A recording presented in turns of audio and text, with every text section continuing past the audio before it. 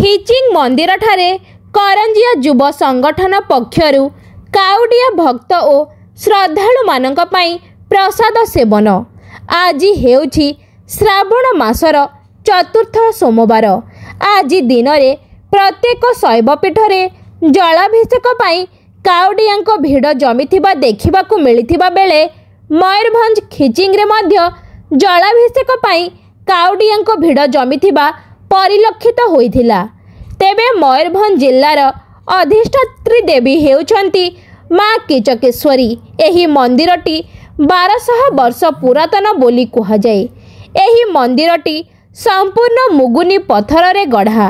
एहाकू वर्ष तमाम केवल राज्य नुहे राज्य बाहरु भक्तों भिड़ जमी थाए। माँ को बाम पार्श्व पूजा पाउछंती प्रभु चंद्रशेखर महादेव।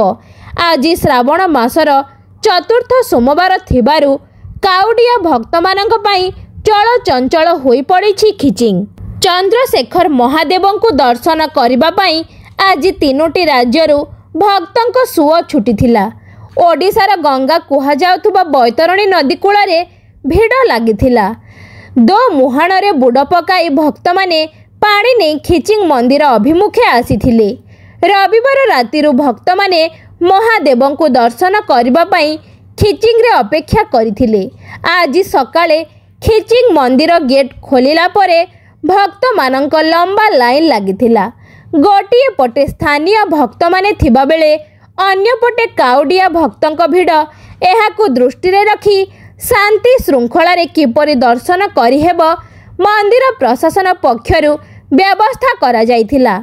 आज श्रावण मासर चतुर्थ सोमवार थिबारु हजार हजार भक्तों भिड़ जमिथिला। किंबदंती मत अनुजाई महाभारत समयरु एठारे शक्ति एवं शैवपीठ भावरे बेस परिचित। श्रावण मासरे प्रथमे महादेव पाखरे पूजार्चना करिबा परे माँ कीचकेश्वरी ठाकुराणी को दर्शन कले समस्त मनस्कामना पूर्ण हुए बोली विश्वास रहिछि।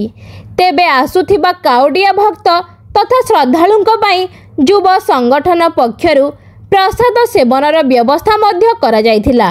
संगठन पक्षरु विश्वजित राणा, मुना बेहेरा, प्रभात सिन्हा, अभिषेक पटनायक, वैकुंठनाथ राउल, विश्वजित साहा, विकास परिड़ा, सागर बेहेरा, जसवंत मल्लिक, पुष्पक बारिक, बी अनिल राव, मनोज पात्र और अन्य माने प्रसाद सेवन रे सहयोग प्रदान करिथिले। मयूरभंजरु सत्यव्रत मिश्रଙ୍କ रिपोर्ट अनुध्यान टीवी।